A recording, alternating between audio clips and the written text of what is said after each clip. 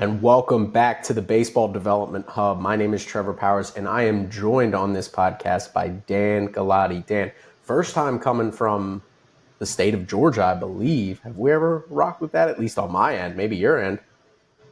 No, I don't think when I was no. Yeah, this is the first Okay. time. I think this is just the first time recorded. I'm trying to think of South Carolina for sure, Yeah, Delaware, Maryland, New York. definitely.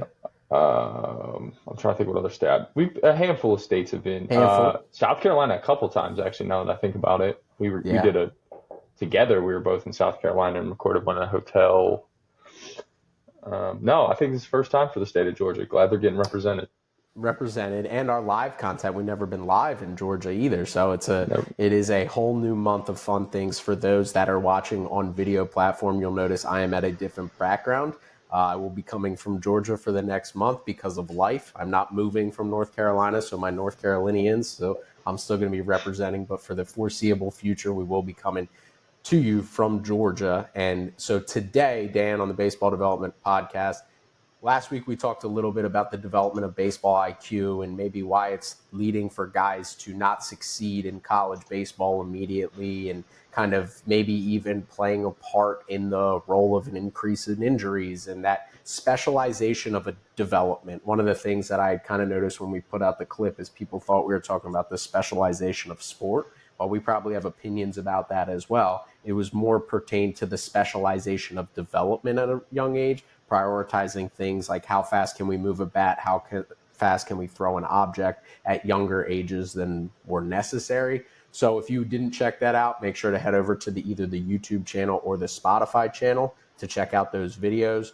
Those that will probably know and subscribe and follow to this podcast. I know I'm getting a little long-winded as I bury the lead for what we're going to talk about today, but you probably noticed we dropped a ton of content. We have switched over platforms to Spotify. So if you are a Spotify listener and you want to watch videos of whether it's us or the content that we filmed in person, it is now on video form, not only on YouTube, but also Spotify. So make sure you hit the subscribe button and follow our channel on Spotify so you can see the video format. If you're somebody who is an audio person, you listen on Apple Podcasts, we're still going to be coming to you from there, but all of our content that we film, whether it's our pitching development conversations, hitting development conversations, interview-based topics, are going to all go on that Spotify platform. So make sure you're following there if you're somebody who wants to kind of have the audio option, but also the video as well. YouTube, you can't lock your phone and listen to it. Spotify, you can. So it's a nice little bonus for us as we're able to roll out our in-person video content as well as the audio side of things, and people can kind of check it out in a more elaborate platform. So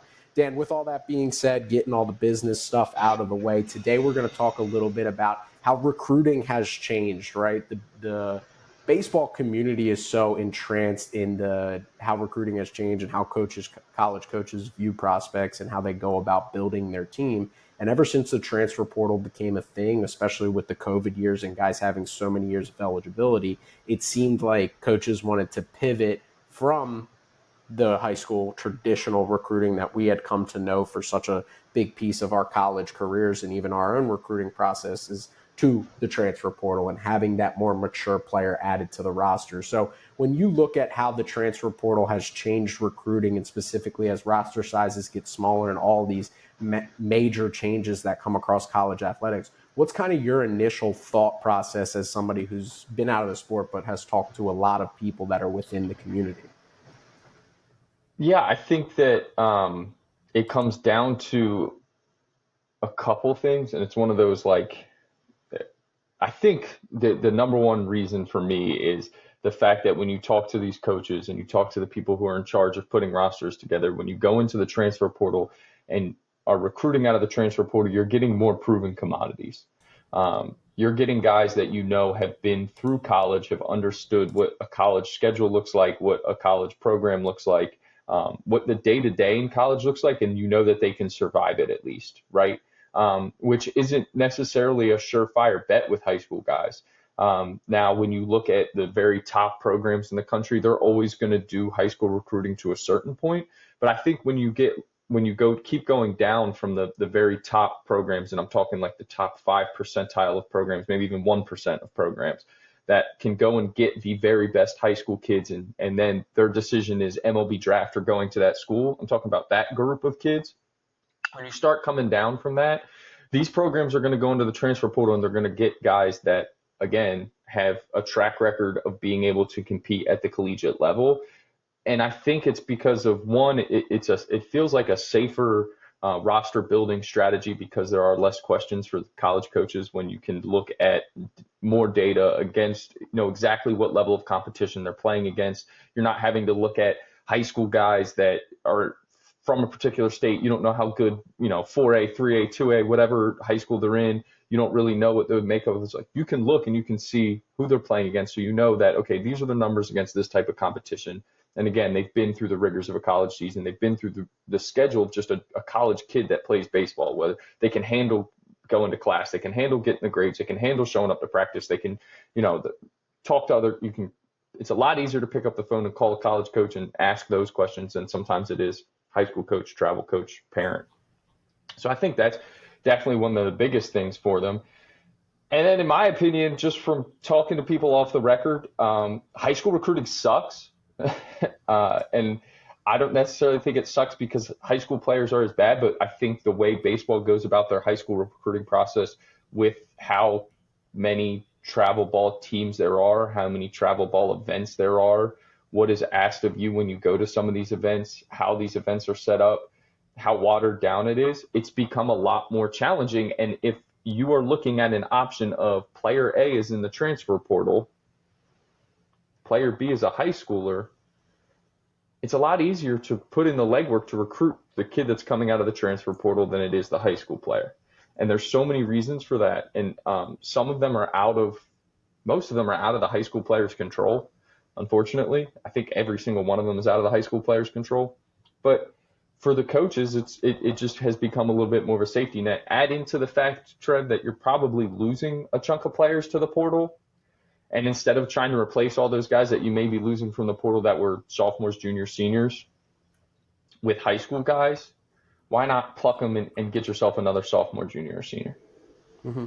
There's so many different points that you hit on that I think are really important for people in the private sector to understand that has kind of led to this. The one that I think is not talked about enough, because so many times people get on these platforms and they want to talk about the baseball, right? Guys that have proven and to handle the velocity that comes from a college program, the strength that comes from the development once you get on a college program and all the things that come with that, is the ability to adjust to college, right?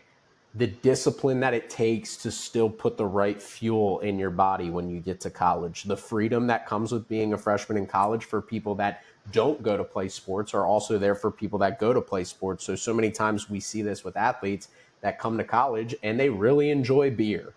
And they finally find out the freedom of having beer in a dining hall at their fingertips, and they change the prospect that they are. They don't have the discipline to eat right, to make good decisions on a Friday night and not put that stuff in their body compared to doing what's necessary. A kid that has made it through 1 year hasn't had 1 or 2 years, hasn't had that moment of like immaturity, right? Where they start to tap into the finer things of college athletics, right? They don't get distracted by the girls on campus and the party scene and then end up, we've seen so many kids, especially the smaller schools you go, right? This happens less to guys that go to bigger programs, but that come to campus, really good players as senior in high schools and aren't playing baseball by their sophomore year.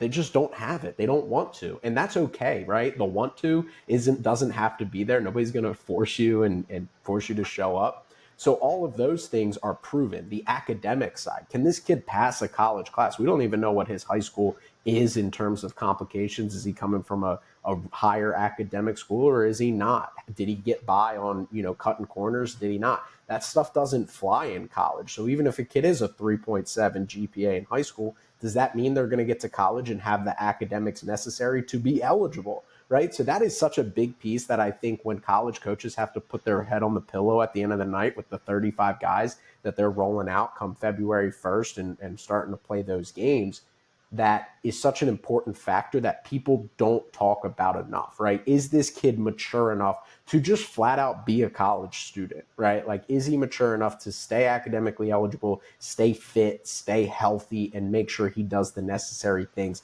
to succeed? Then on the baseball side, on the complete opposite end of the spectrum, we live in an age of information. And the beauty of all the tech that has been developed, TrackMan, True Media, and Aware, where people can get video on guys that are even Division III, and there's a hub for that. We can at least go and see how this guy performs against X competition, right? Even a Division III player who might have never seen 93 to 95, we can go watch film. Is he a bat to ball merchant? Does he actually have tools that we can build off of?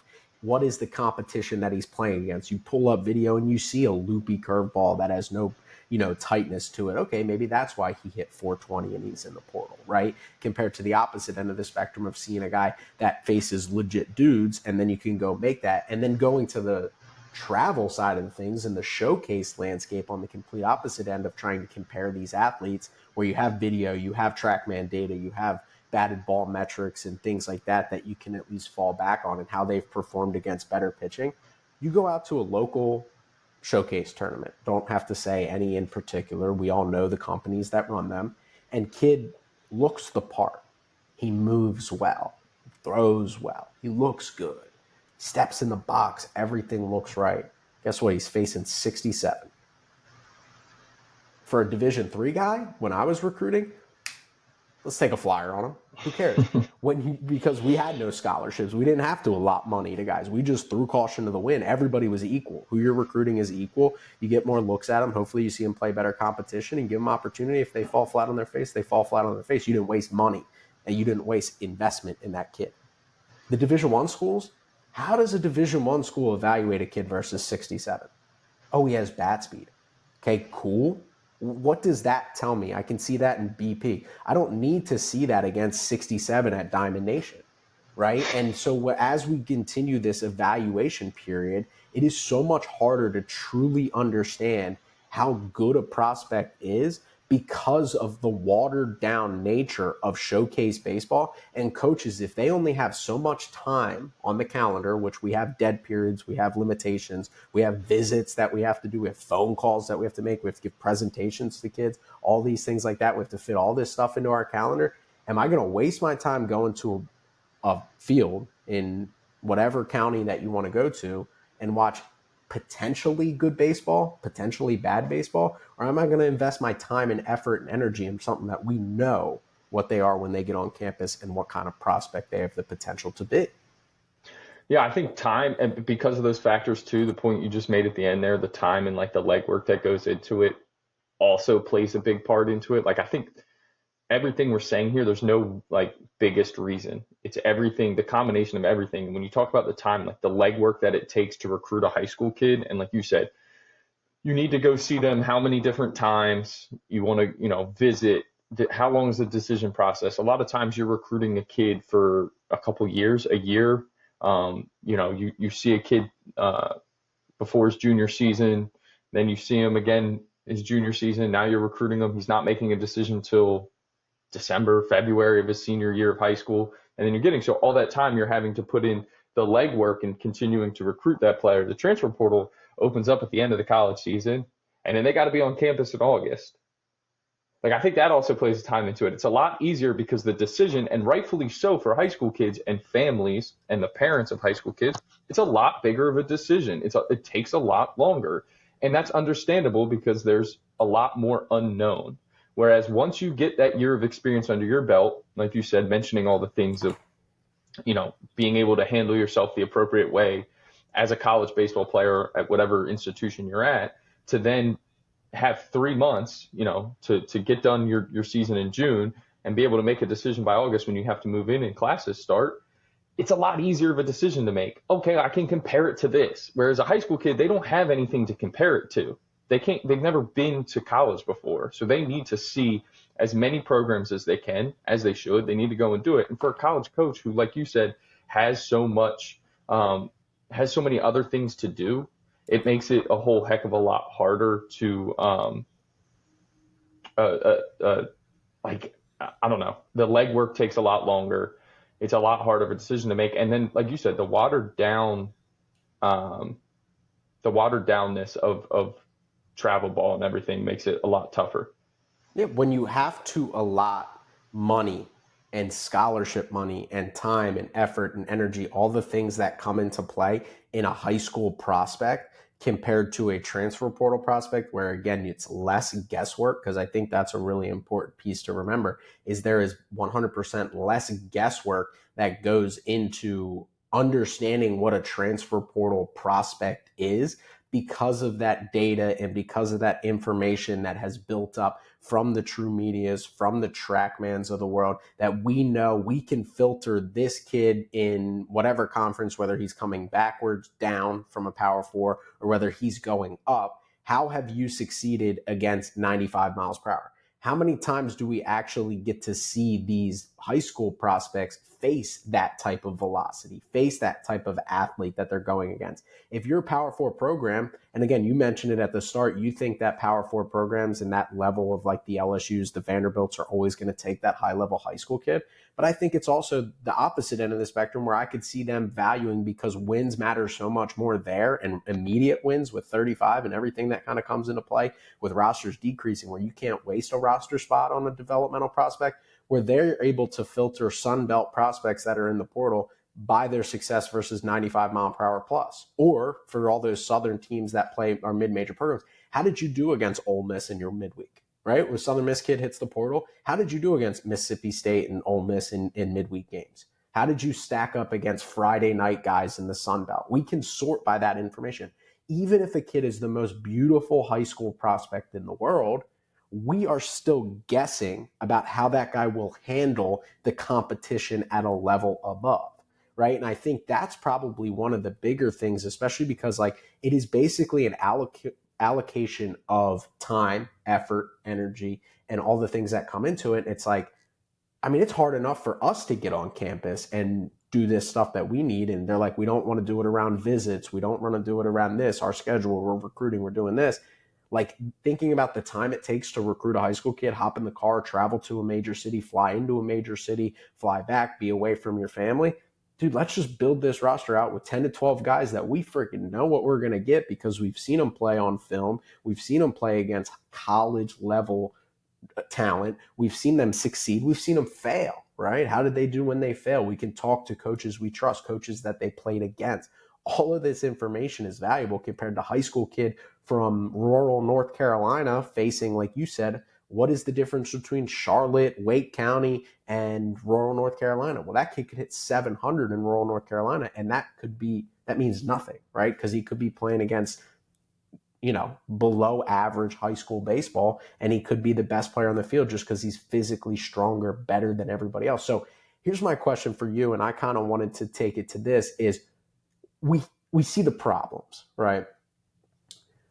What's the fix, right? That's what people so many want. Okay, we're going to identify the problem. This is a potential fix, and not that we're going out and we're fixing this problem tomorrow. And one of the fixes is probably to not have so much money being made off these tournaments and these companies that are legit funding full businesses based off of tournaments that only happen for 4 to 5 months of the year, and rankings and things that come into play with this. But to me, and I want your perspective on this, hockey has it figured out. I was talking to a softball coach. They said how there's only 4 or 5 tournaments that you need to go to a year. Soccer has it figured out. And what do they do differently? There is a tiered system that if you are a Division One or a college level player, you either make the team, the local team, or you don't. And if you don't, you go down a tier and you got to earn your way to that top tier. Is that something that, if it did come to baseball, would kind of bring back the value of high school recruiting and make it easier for college coaches to tap into that market? It's never going to fully come back to what it was, first and foremost. It'll never go back to the amount of high school guys being taken that we used to see on college rosters, as long as the transfer portal exists. Because no matter how easy or hard, again, there is no one major reason for it outside of the portal has affected it. But like, why do coaches, asking the question, why do coaches prefer the portal, asking what's happened to high school recruiting? There's no one answer. It's like 18 things that add up to this is why we're going to do it this way. So as long as the portal exists, I don't think we're ever going to go back to that. Could we improve it from where it stands today in 2025 after the addition of the portal and everything else that has changed across college baseball in the last 5 years? Yes, absolutely. And I think that that is a really good starting point. I have always thought that was a good idea, because the problem is me and you could start a travel program tomorrow and we could go play in whatever tournaments we could afford to play in. That makes it really hard for college coaches sometimes to sort out and figure out what events they're going to go to. So if you had if we could take money out of the equation that is being made off of travel programs by companies that put on these travel showcases, these events, then yeah, and you could tier it like you said, where each travel program, if we cut the number of them, they were ranked in certain tiers, and these are the tournaments you could go to, and this is the top tier of tier A, let's say, then yeah, Clemson and Wake Forest and LSU, they can go recruit at the tier 1 only events, and they can see the players that are fit for their skill level. And then you could go all the way down to tier 4. The other solution is much more wild, and that's just getting rid of travel baseball. I don't know. You're never going to be able to do it. It's the most radical option. Probably the one I'm more in favor of, if I'm being completely transparent, would just be getting rid of travel baseball. Now, my opinion in that doesn't matter, so no one get too worried about it. Me alone cannot do that. But just getting rid of it and going back to some sort of American Legion type setup. Wouldn't have to be through American Legion, but going back to some sort of setup like that, and you reshuffle your high school teams and you continue to play in that. And then there are, of course, your invited All-American games and your combines and your area code games that the MLB teams are also at, and those top college programs recruit out of. That would help a lot. I also think because then we would force colleges to potentially then have showcases on their own campuses, camps on their own campuses, and that's how guys get there. And anyone can sign up for that. If you think you're good enough to go play at Vanderbilt, go sign up and go to their showcase, go to their camp. You could also send the American Legion teams as a whole to those camps. And if you're doing your job as a college coach, you would then know, hey, this area of kid, this is my recruiting platform, this is my pipeline, these are the kids that come from this area, usually are pretty good. You could then bring them down to your campus and let them play in front of you. Invite other coaches from other schools. That's the more radical approach. I know we're never going to get rid of travel ball. We're never going to get rid of these tournaments. So at the very least, I think it would help to find a way to tier things like they do in soccer. The only issue I have is it has to we have to give an honest, there has to be someone out there who gives an honest evaluation, and it can't become about money again. You can't peg your way onto the top tier team. You can't peg your way into the top tier showcases, or the second tier, or the third tier, or the fourth tier, no matter where you are. Like the problem is money gets involved in all of these things, and as soon as money starts getting made and money starts changing hands, that's what becomes most important. And I know I'm probably speaking for the minority here, like this doesn't affect most people, but I think we've become a little bit more of an exclusive sport. And I would like to see it be more inclusive. And I think Major League Baseball has some programs that are doing a great job with this and things like that. But if you can afford the best to go play in the best right now, if you can pay to go play in the best tournaments, you can go play in the best tournaments. It doesn't matter your skill level. And that doesn't make sense. Like things like this, especially when you talk about the very top levels of college baseball, where wins and losses do cost people their jobs. You shouldn't be able to pay your way. Like it should be made easier. There comes a time in everyone's life, and when you get to this level of college baseball, I think it's okay if people say you're not good enough. Yes. That's okay. Yeah. That's okay. Yeah. Little league, it shouldn't happen, right? Like, no, we're talking younger than that. Everyone should be able to play whatever sport they want to play, however they want to play it. But when you're talking about trying to get onto a college roster, you're talking about the recruiting process. You're not good enough to be here is okay. Yeah. And here are the steps you need to take to be good enough, right? If you're a tier 2 player, here are the steps you need to do. And the main thing you were talking there, I will say, like a sport like hockey, which is something that I grew up in the sphere, I wasn't playing the tier 1. It is pay to get to tier one. It is a financial. I have a friend of mine specifically that I'm thinking about who was a tier one level and probably the best hockey player in the state who couldn't afford to play tier one hockey because it is expensive. So it is a country club feel.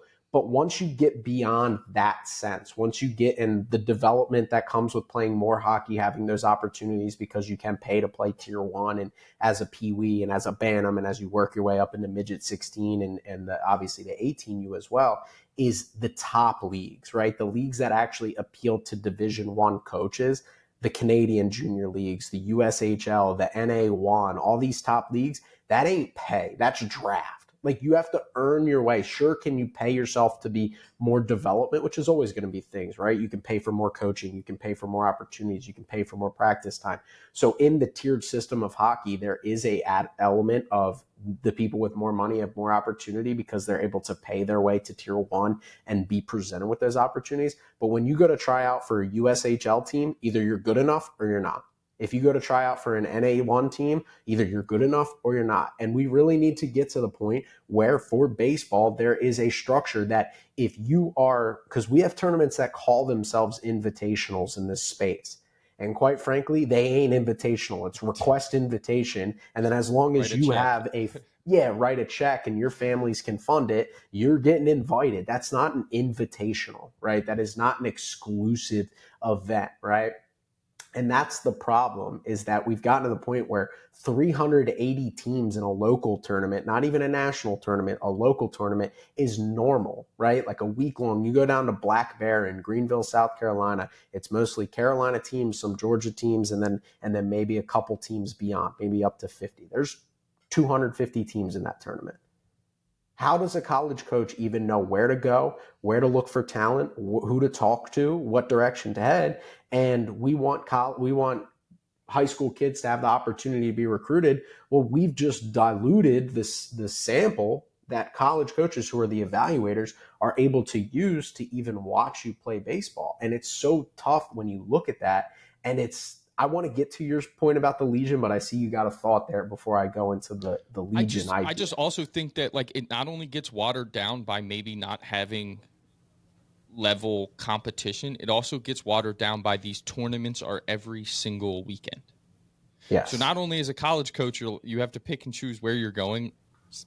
Some of them, there are some very hard workers. I think we were part of this back in the day where it's every weekend. That's how you spend your entire summer. You're just at a baseball field for 30 hours a weekend. And then you find somewhere to go during the week as well, because there's also stuff going on during the week. I would go and sit. I wouldn't play.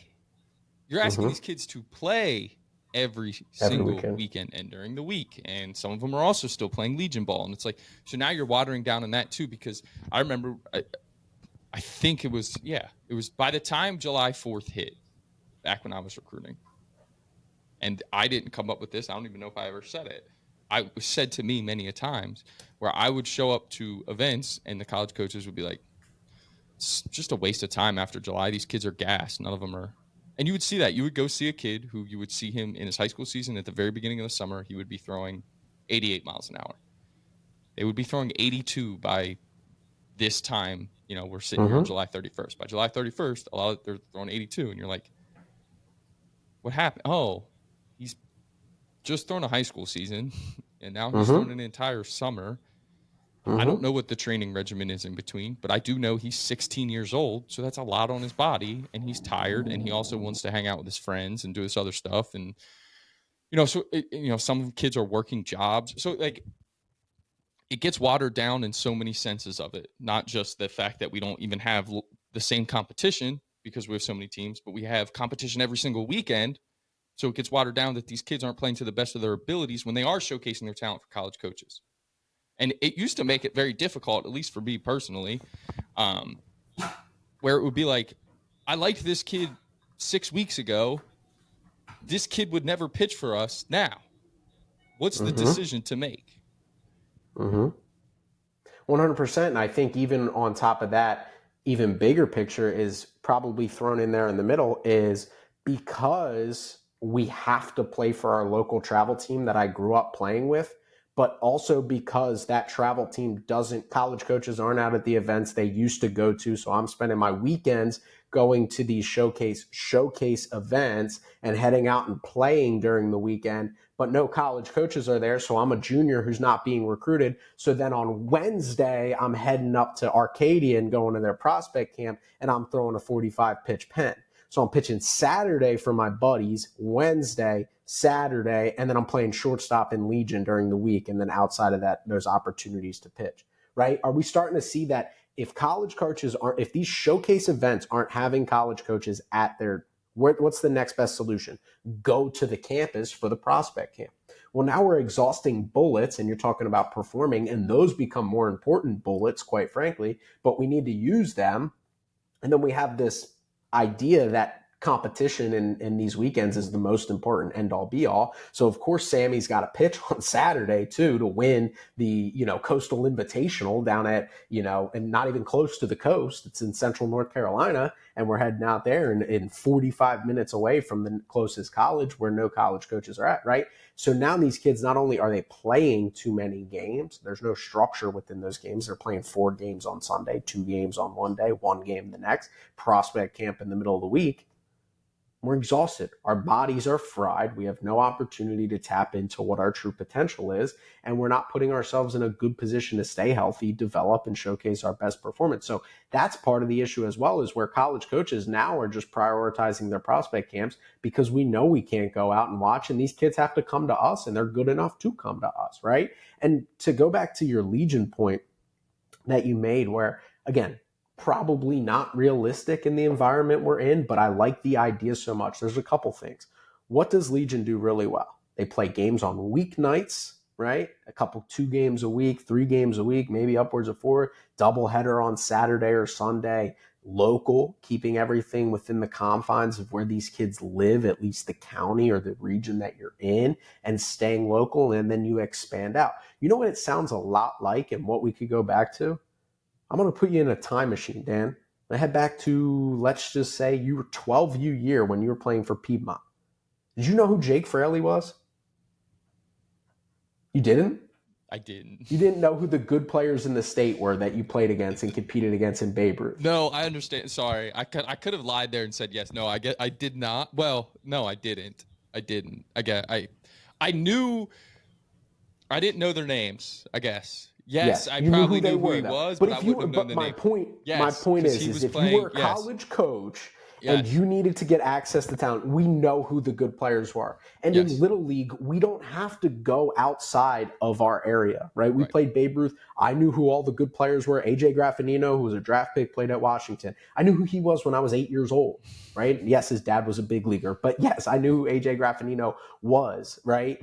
And I was an 8-year-old, not a college coach whose job relies on being able to have the connections to learn who the good players are in the area, because I think that's what scares people. It's like, well, if we have no centralized baseball playing, like there's no East Cobb, there's no Lake Point, there's no PBR event that we can get an accumulation of talent, how are we going to figure it out? Well, if we just strip the whole thing down and have everybody playing for their area, trust me, like word of mouth is powerful enough that the good players won't get lost. If you pop a 92 in competition in high school or in Legion ball, you don't have to go to Atlanta and spend the $7,000 as a team, and then the nights in the hotel and the gas and the flight and the food and everything that's required for just a hardworking family who just wants their kid to get an opportunity.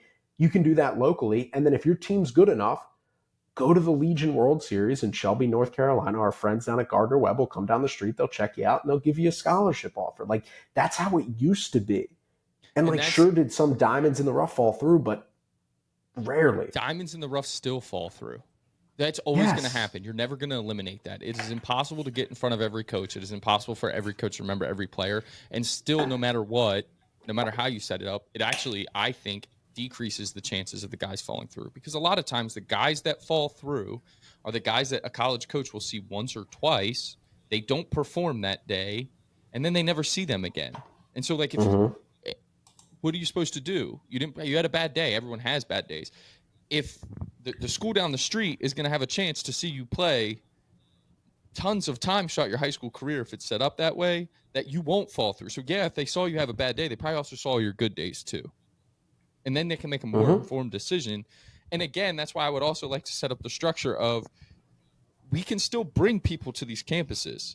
You can bring the teams together and have a team camp at campus just with, okay, again, you also learn the areas that these kids come from. So it's like, we're at X school, and school in, New Jersey, or this area in New Jersey, we've gotten some good players from there. We've liked the players we've gotten from this area. We'll invite their Legion team down. Invite those 2 Legion teams down. The schools in our areas can come over.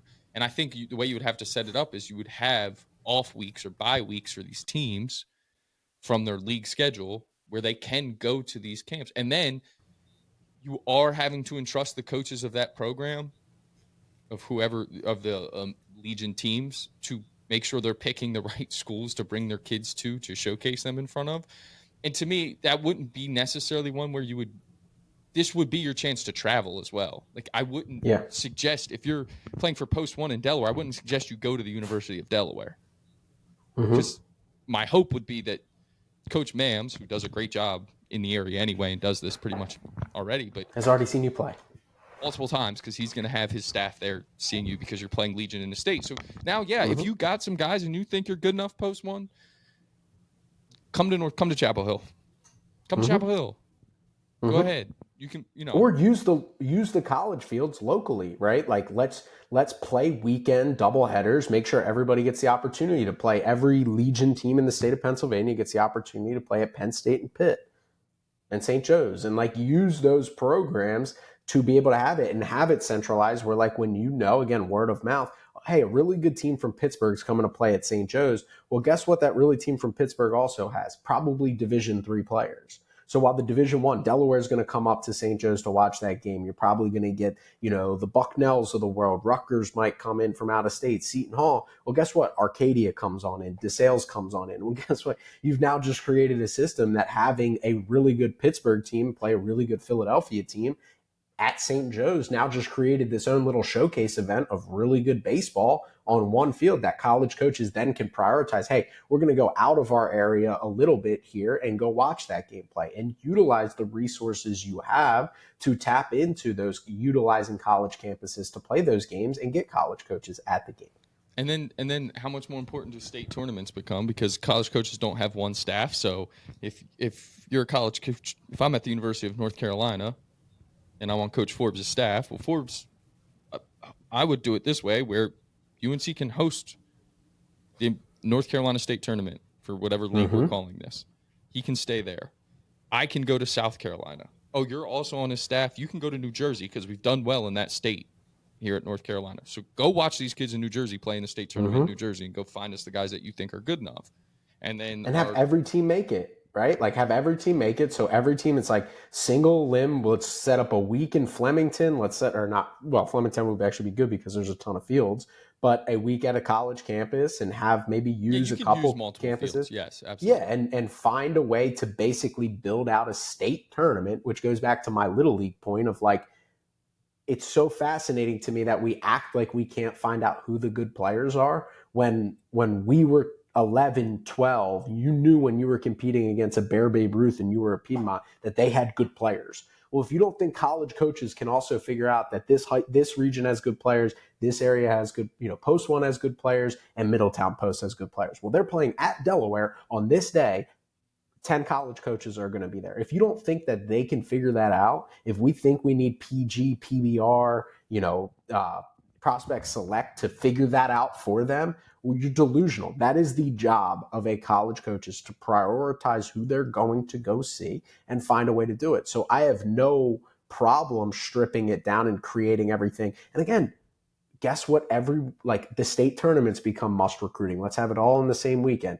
The regionals become must recruiting. Okay, that's great. We really liked, we sent a coach up to New Jersey. We really liked what he saw. Let's follow up with them in Virginia, when Delaware, Jersey, Pennsylvania East, Pennsylvania West, New York, and Maryland and Virginia are all playing in a tournament. Well, guess what? A lot of really good players are going to be on that field, and a ton of college coaches are going to go there. Like, again, like I played in a Legion regional, right? Like, I went through states. College coaches were at the state tournament. College coaches were at the regional. Why are we wasting our time traveling up and down the 95 corridor, going to events and spending too much money for these events, when if we just stripped it down and created And maybe it is utopian, but I think it makes sense where we create a league that is 3 games a week, doubleheader on Saturday. So these guys are getting 5. Let's roll a 5-man rotation with full bullpens. Let's bring in all the local high school kids. Let's let kids, if they want to go to the beach, we have depth. We build 35-man rosters, right? Give guys opportunities, supplement with some young kids. You could get, right? You could get cut from your Legion team. So if you're not good enough, you get cut, right? Like, and now we're creating a better baseball. And what I think would be cool is, okay, let's say you get cut from Post 1. Well, head down to Del Vats, try out from their team, right? Like that's when you can expand out of your post in this hypothetical, or your area, your public school, whatever you want to call it, is say you're in Middletown, and Middletown's really good. They're really deep. They send you packing after tryouts. Well, head down to Smyrna. Try out for Smyrna's team. You get cut from Smyrna's team, head over, and just try out for all the teams until you find an opportunity to get it on a team. And if you never get on a team, sorry, we need to start having those conversations that just because you got cut from 4 different teams doesn't mean your dad should go start a travel organization. Yeah. That's what it is right now, is you get cut from a really good team, so your parents go and start one and bring on all your other buddies that get cut. And I know I'm all for, it used to bother me to no end when college coaches were make fun of kids that were at prospect camps and weren't good.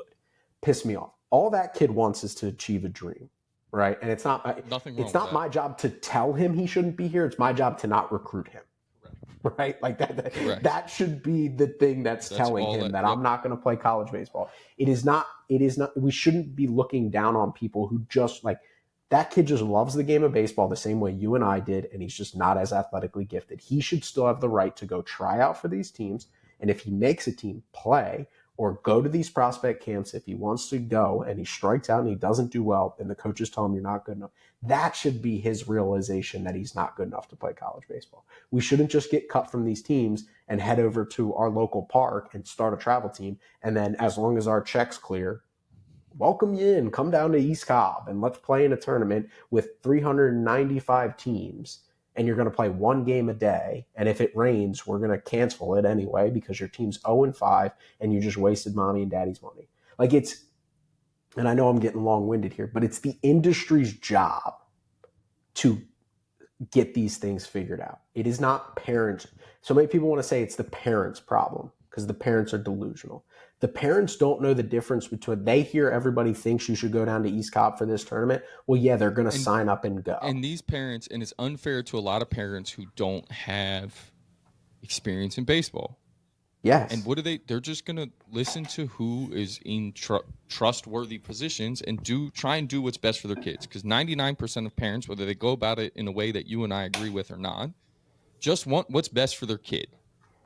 99.9% of parents just want what's best for their kid. They're trying to give them an opportunity, maybe even help pay for college, because we know how expensive that is nowadays.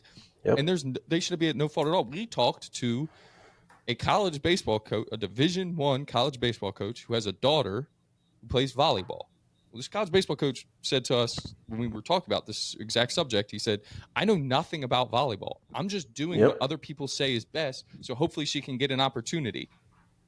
That's all he's trying to do, right? Like he knows this is a guy who recruits and knows baseball inside and out. He's got a kid that's playing volleyball, and he's like, I don't know anything about volleyball. I don't know where the best place for her to play is. I don't know who the best team for her to play for is. I just want her to get whatever opportunity she wants because she would like to pursue it further. He's just trying to do best by his kid. The burden shouldn't be on the parents. Now, of course, it's on the parents for all the other reasons to make good decisions, help their children, all that. But like you said, it should be the industry's burden without question. And yeah, it's going to make it a little harder on college coaches. And I know that a lot of college coaches, I was one of them, supplement their pay by going to these events, because if you're a parent who needs to hear this, 99% of the guys at events are paid to be there. The college coaches, they are getting paid to be there. They're not there because the talent's good. They're there because they're getting paid to be there. 99% of the time, that is the reason that we are there. I mean, you and I both worked events where we had no intentions of recruiting anyone going into it, but we needed the paycheck that week. So I just think that, yeah, that can hurt them, but I think it is utopian, but it centralizes things. It should make it easier. And again, we can still have individual prospect camps at these schools. So yeah, if you hear this idea and you're like, well, I'm growing up in Illinois. My dream is to play for the University of Georgia.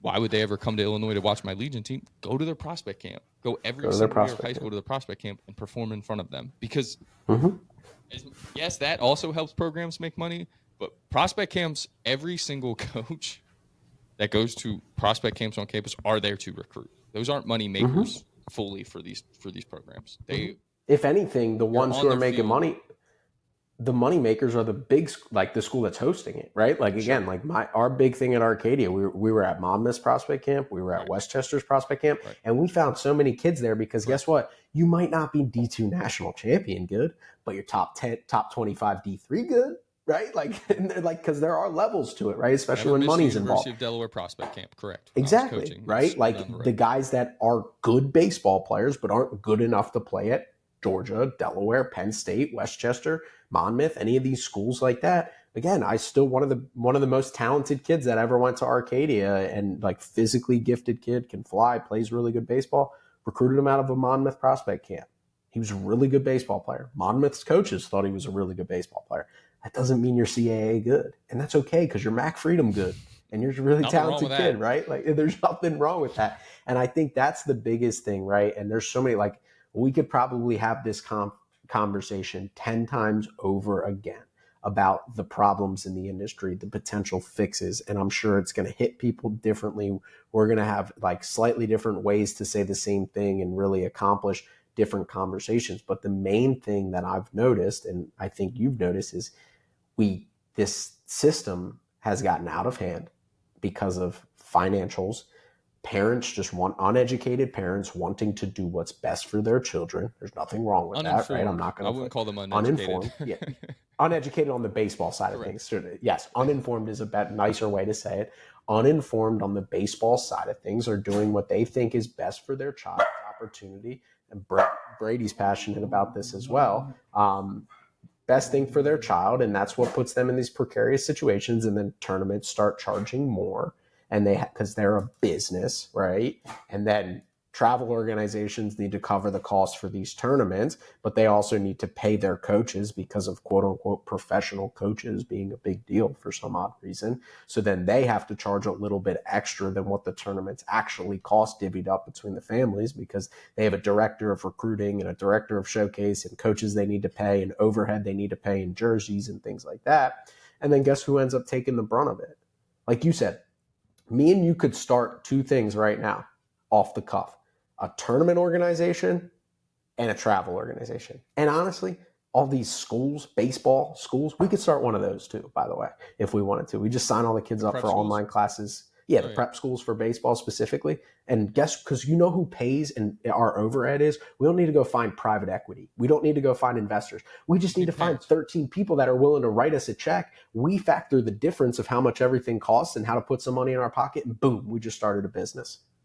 That being said, tryouts for the Raleigh Reptiles start in 2 weeks. In 2 weeks, exactly. We're trying to fund some more trips and go to more places and create more content. So we started a travel organization to make more money. Now, and again, I don't think that, I'm not saying that as like people are bad actors on that side of things. Like no, I think it's because a lot of people want a job in baseball. You and I wanted jobs in baseball, and that's a good way to get a job in baseball. And one of my hopes are, I think because of how spread out it's gotten, we do have a lot of good people that love the high school level. I would also allow in my dream world here, where I'm going to keep calling it American Legion. Again, it doesn't have to be affiliated with American Legion, even though I kind of like that. In my dream world here, it would be, we would allow high school assistant coaches to coach the Legion teams.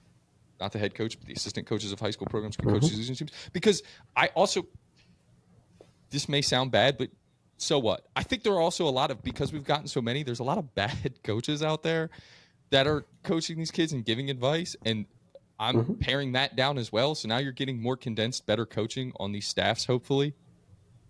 And I think that can only be a positive and make a good impact on these kids and help with their decisions as well. You know, because now we have coaches that are coaching in high school baseball, they're coaching in travel baseball, they're coaching in Legion baseball. And again, if you had to guess, how many travel organizations are there in the United States of America today? Could you even put a number on it? total include of all ages, or let's say All divided ages. by of All all ages? travel organizations. Oh, 100,000 plus. Think about that. How ridiculous that is. Yeah, It's crazy. Like, that's crazy. it's Of so all ages, unnecessary. yeah. I mean, it is unnecessary, right? And like if we could create a more localized, Bring back Little league League. based, bring it back, right? Like, and again, like it used to be like, and when we were coming up, the travel ball scene had started, but It it wasn't was what one of it is those now. things where like if you weren't good enough, you went to play Babe Ruth Senior League, right? Like in like that was something like I didn't play Babe Ruth because I was playing travel and I'd made all like things like I that. But played like Babe we Ruth. need Senior League. Yeah, you did on 60/90. Yeah, like that can be good baseball again, and we can play regular seasons. Like there was Again, nothing and it's cooler than when I was a and Red Sox in Little League and we competed for for a sure. championship in a Sure. local It's league, great. right? Well, I also think this is going to get into, we can end after I make this point because this is getting completely off topic here. Societal, like, it builds community. Yes. And goodness gracious, if we couldn't use a little bit more community as a whole, every single person, Yeah. sports, no sports, if we couldn't use more community. Little League built community. You knew your neighbors. Mm-hmm. You got to know your neighbors. True. I went I never even thought of to that. private school Mm-hmm. up until middle school. So when I played Little League, Mm-hmm. these weren't my classmates that I was meeting. They would have been if Yep. I had gone to the local public elementary school, but my parents had me in private school up until middle school. So this is how I made my friends that were local to me. Like I don't know. To me, it's just, it builds community. There's so much good that comes out of youth sports and can come out of youth sports. And again, I think we've just lost the plot because part of the reason too to blame, and I don't know how we fix this, is college tuition has gotten so expensive. It's like, yeah, you Mm-hmm. want your kid to find any avenue to get a There's a lot of scholarship. pressure. Yeah. Like, absolutely, you want help paying for that, and everyone out there is telling you, well, there's no way you can get a college scholarship for sports unless you're playing for a travel team. Yeah, 100%. I mean, to go to your community part, I mean, I will never forget this, to be honest with you, is my 12-year-old year playing for Bear Babe Ruth. We're playing against Piedmont in a winner take all championship game at Piedmont under the lights. The field was filled. Like there wasn't a single open seat. There was all around the field. There was people. I was playing outfield. There's people sitting on the train tracks chirping at 12-year-old, right? Because it was a big deal because we were good. They were good, and it was an opportunity to play. And it literally was like it was like minor league baseball level, like where like the whole community wanted to come out. Like younger kids that were Piedmont kids were there. Bear Babe Ruth people traveled, and again, Delaware's small enough that you're not traveling cross state, but traveled up to the game to support. Like it was a huge deal. And I remember going and watching. I mentioned him earlier, Jake Fraley, who's now a big leaguer. Like I watched all of his all-star games growing up because that was like we had to go. Like it was like that wasn't even an option, was to not go watch him play against whoever they were playing against. And it was like against Dan and his buddies that he grew up with. Yeah. And it's like that was so cool. And I still remember to this day we were like really tight game. I hit a home run as a 12-year-old. Like that's the biggest hit I've ever had in my life. And I still remember it. Like it was like, because it was a huge freaking deal, like to the community. And you don't have that anymore, to be honest with That you. Like solo you're bomb right against about Scranton didn't top it. No, it didn't do the job. Well, and I just, yeah, I think that, and again, it like you said, it helps build community. I think it's better for everyone involved. We can get more practice time in, which we don't do enough of. And I remember for me, a lot of it had to do with, I played 1.5 years of travel ball when I got into high school and quit and part of the reason why I played senior league Bear Babe Ruth was all my best friends in middle school and then throughout high school were all football players and didn't play baseball. Mm-hmm. And so it was like, I remember my sophomore year of high school being in North Carolina and in my best friend's group chat, getting the text that like they were all going to the pool later. And I'm like, wait, what am I doing? Like, I remember looking at my dad and be like, yeah, I'm good. I'm done after this. And thankfully he supported whatever I wanted to do. And it was like, yeah, no, like I want to go play I was playing Legion. I played Legion then from then on, and it was just like, yeah, I want to go play a double header on Saturday, and then go hang out with my friends at the pool because I'm local. Like Mm-hmm. that sounds way more fun. And I do think those things are important. And I think because of the training we have nowadays, you don't need to go do this. You can get better and Mm-hmm. become a great baseball player and do it locally and do it more centralized and pared down way on it. And again, you and I are both proponents of the development side of things, and you can get the development and you can get more practice time in. It'll make things better. But again, I don't think it's ever, I think the ship sailed long ago. Cause I Mm-hmm. mean, even when I was in high school, I had a friend who was, played for a travel program out of New Jersey and was driving 2 hours twice a week to go practice and then travel and play with that team. And it's like, why? Why are you doing that? Mm-hmm. We played the same level of Well, college baseball. that was going to be my thing next. Is because your trajectory was different than mine. I played showcase ball through high school, showcase ball, never got recruited, ended up at Delaware, called a friend because I'd quit baseball, and that's how I ended up playing college baseball. I had 0 college opportunities from showcase ball. You found Division I opportunities quitting showcase baseball as a sophomore in high school. Like, so many people now need to hear that because so many people think it's the end all be all. Out of the two of us, one of us played showcase ball and the other didn't through high school. The one who did play showcase ball didn't end up at college out of high school. The one who didn't ended up at college out of high school. And like, I think that's an important piece to the puzzle. Yes. Yes, absolutely. And that, again, Yeah. unfortunately, I feel like the ship has sailed because so much money is being made. And when we talked, again, I've brought this up on campuses we've gone to, talking to people who matter in this space much more than you and I do. And one of the responses was like, oh, people make far too much money for that to ever happen. Mm-hmm. That's sad. Well, I guess my question that I think we should leave it out on is when you have a kid, right? And they want to play baseball because they're going to watch the Phillies with you every night. Are you going to put them in travel ball? No. No. What are you going to do? You're going to coach them at one-on-one with you, right? Or get people Or that you you. trust if they want to Yeah. hit. You're going to call me in, and if my kids want to pitch, we're going to call you in. They're going to play Legion, and then I'm going to call college coaches because I have connections Or when they get not to high even, school. and because not everybody can do that, we're very well positioned. Yes. If there's Call a parent somebody I out there trust to asking, well, find how out do you what do their it? level is. Call someone they trust to find out the level, and then send them to prospect camps Prospect camps. Yep. that are at that level of school. And like you said earlier, if you send a kid to North Carolina's prospect camp, there's going to be coaches from every single level of baseball there. Mm-hmm. Mm-hmm.